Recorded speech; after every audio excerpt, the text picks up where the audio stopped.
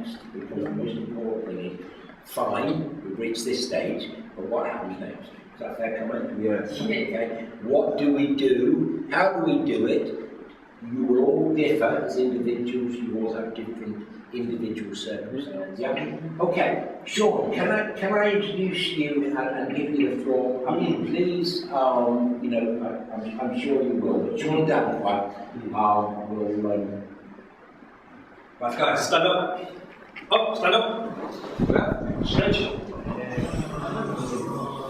Up. Why, you know? Touch your toes. Up. You're too slouched. Sit down. Just kind of get the blood flow in. Now push.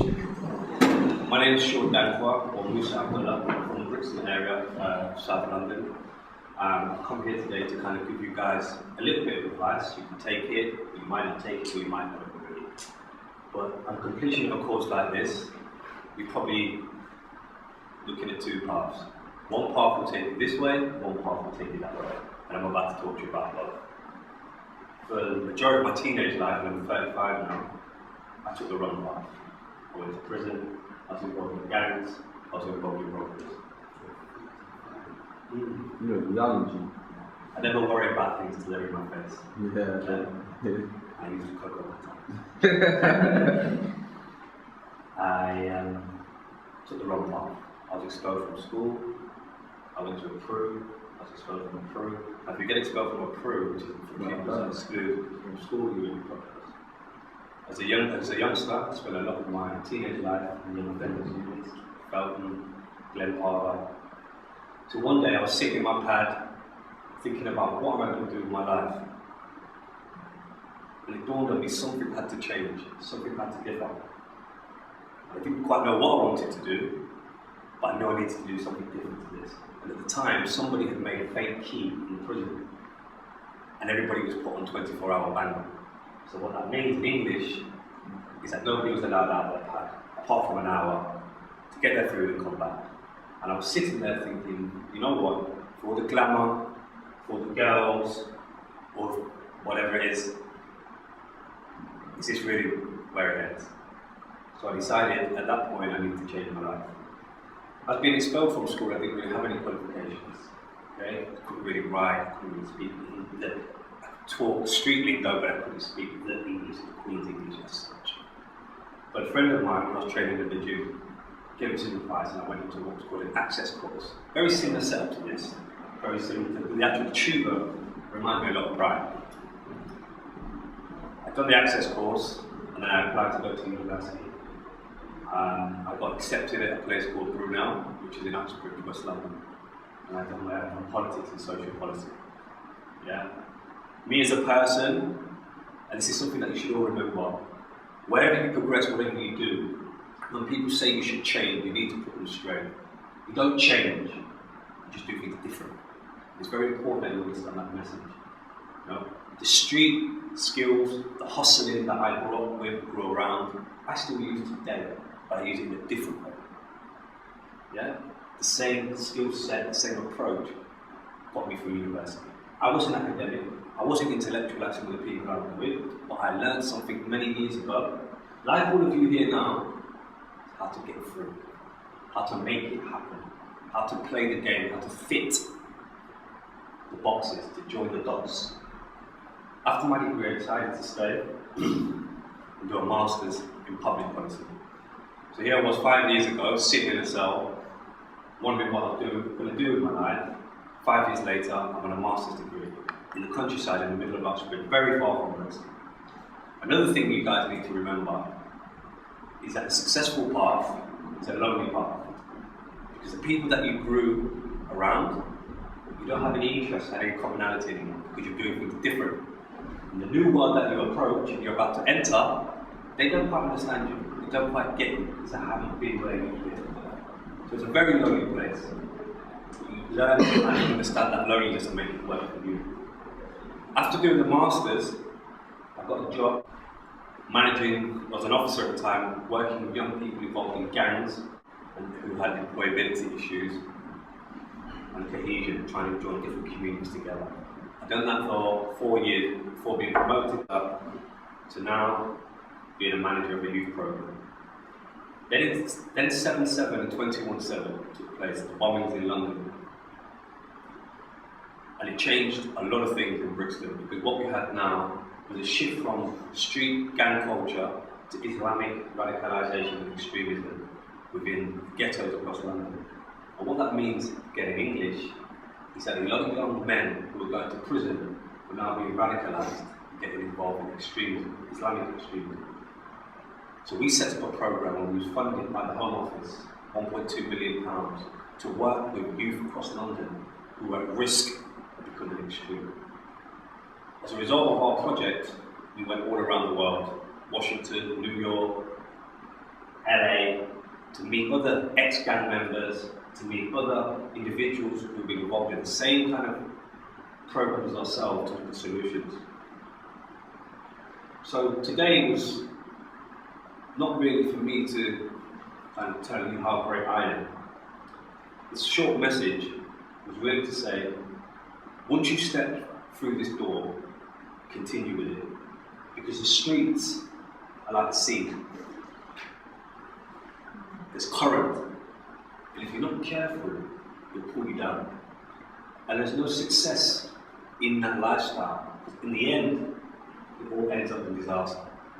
I spent a long time working with individuals who were involved in what they call high-profile robberies in London, with Securitas, who used to steal deposit boxes from when they turned up the supermarkets. Some of them used to get 50 grand a time, some of them used to get 100 grand a time. Yes, we're making money. But when you sat down with each and every one of them and you started to calculate the sentence by the money, probably worked out to about £22 a week. Yeah? So whatever you choose to do, always think about the long term, not the short. Because some things at the time, they seem very, very viable. But long term, they don't make any sense. And there are a lot of people now sitting in prison, doing long sentences that will never see daylight again, wishing if they had the chance, each and every one of you now would take it. So all I'm saying is, do something with this. And don't be confused about the illusions out there, because it's not real. It's very similar to a mirage. When you're in the desert, you see water, but when you get there, it's not really what it seems. Thank you very much. I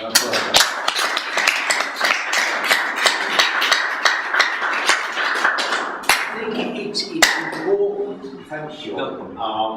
I think it's important, we're not saying that every one of you is on the periphery or involved in the gang culture. What we're saying is that there's always a risk, and one of the things is if you don't achieve, or if you don't build stability for yourself, then the chances that you may drift are higher. So we're not saying that you're on the edge, or we are saying is that this is choice time, this is opportunity time. On day one I said to you, look, we will work hard to help you. Yep, do you remember? Alright? And he works with some outstanding trainers in Andrew, and Cameron, and Perry, and Tony.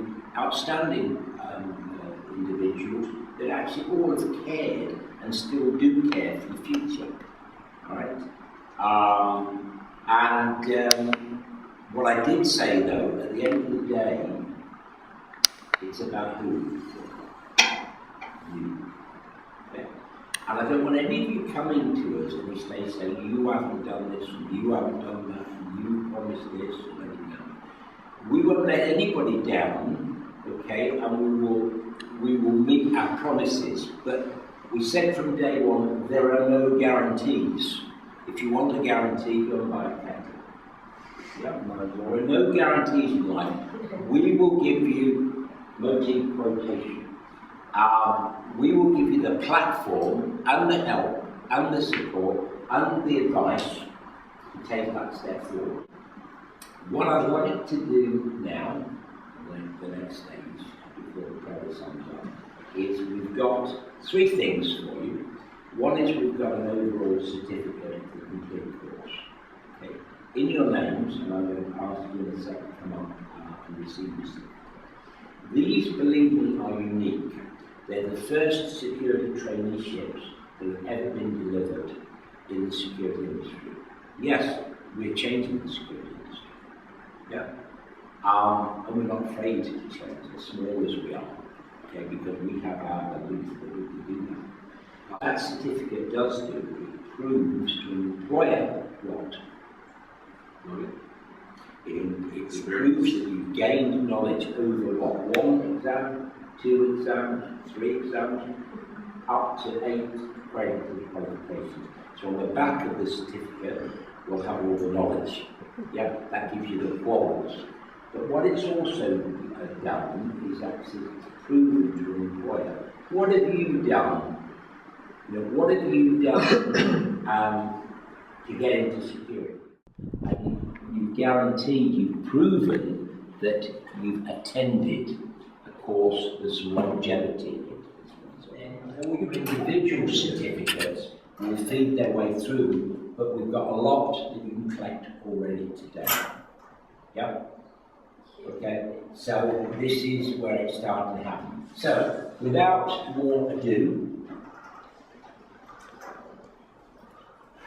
I'm going to call that now. Everybody's here and present a certificate, which is security traineeship. So, please.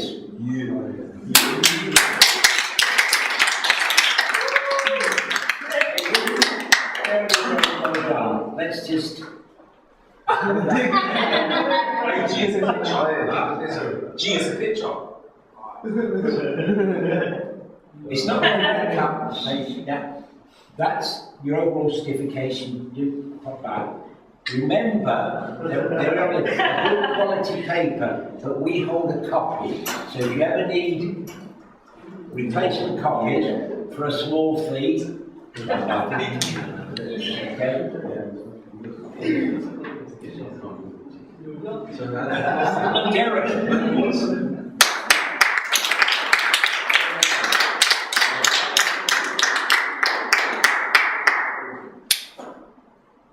Brilliant. Why so serious?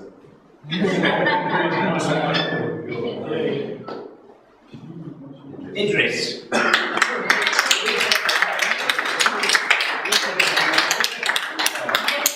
You don't get this. One of that. Yeah. Big man. Shaheen, have I got that correct?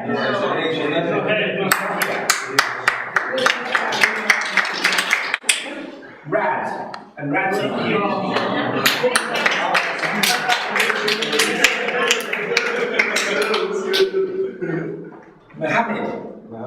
No? Yeah.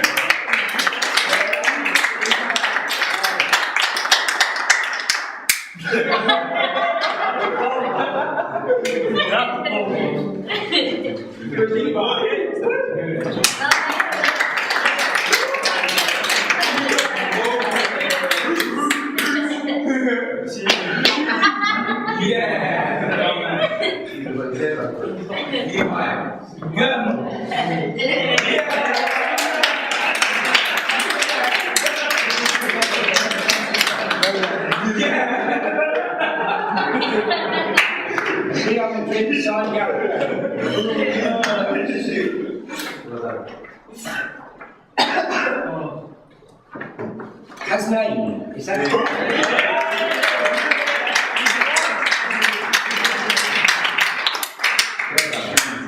Big man. Big man. Scott!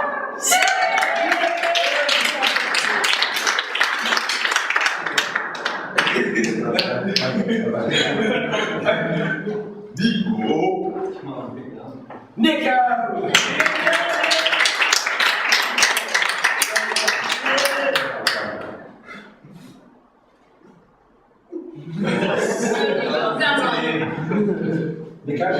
I don't think it's difficult. Right. Dylan.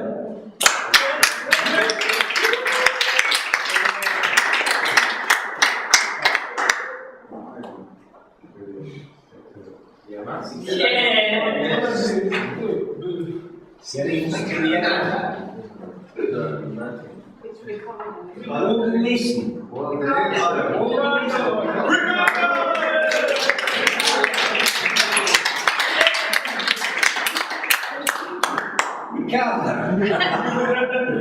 Well done.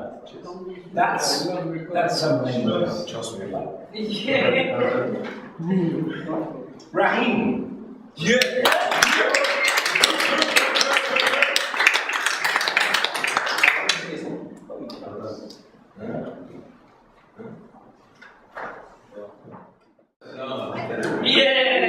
And not least, Raphael.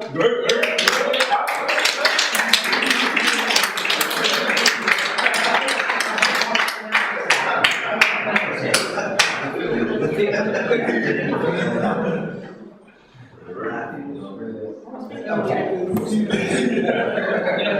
When we finish, which is fairly soon, there's your own individual certificates that Paula will make sure you get. Yeah, is that one? And afterwards, the super Incan sandwiches and the bits and bobs and whatever because they're out there. Just one thing, guys. Quite seriously, this is a passport. Okay, security traineeship is the government's new flagship for further education. We got there first. Yeah. Our flagship with the security industry. On the front, some security traineeships is key. The qualifications are on the back. Alright? The college that's sponsored is on the front. RST, and it's signed by two superstars, Tony and Brian, whoever they at the bottom. Okay. This is your passport to work. Believe me. I've asked Perry to finish, but his session is an important one. So you're very clear on what happens next, okay, after today. This is what made me personally proud to be in an environment with lots of young people, because we've all been young, you know, we've all taken different paths. Yeah, this path, guys, that you have starting to take now can really be something big, even if you choose a different industry after what you've gained from this in the future. It's planned out a good foundation for you. I didn't have any qualifications at that age. I don't know about Brian and Sean, but this is a great platform for you to start. Anyway, the reason I wanted to thank you on that. The reason why the next stage is very, very crucial is because when it comes to the badge, a lot of you, if not all of you, have been interviewed more than once by employers. And some of you did really, I mean, you all did really well at interview, but some of you, they really liked and would be offering jobs to. So when it comes to the badge process, we will be processing your badges, like Brian said. Some of you may be able to get the badge straight away. Some of you, there may be some issues that we need to address on a personal basis, such as doing an appeals process, or maybe offering something else that you may not need the badge straight away. While we're on the camera, which is supposed to be on, can I just go around and ask very quickly your summary of how you found the whole experience? Can I just go left to right?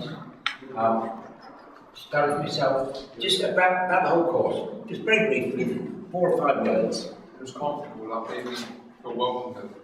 Okay. Yeah.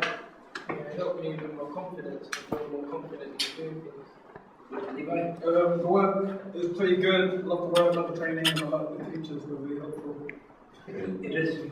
Can't find a place to pray, so that was really good.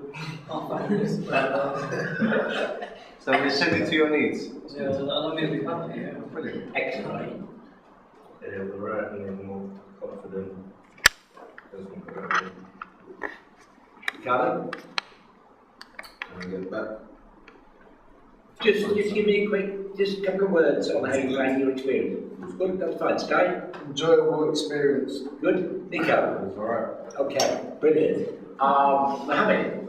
kind of good, make new people and learn new skills. Good. That's important. Sorry if I forgot your name. Dylan? Close and healthy conscious.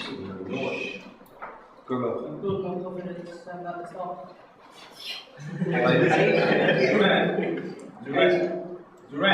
Okay, right, that's fine. It helped me grow my confidence and resilience. Brilliant. Okay, thank you very much. Good stuff. Well done, guys.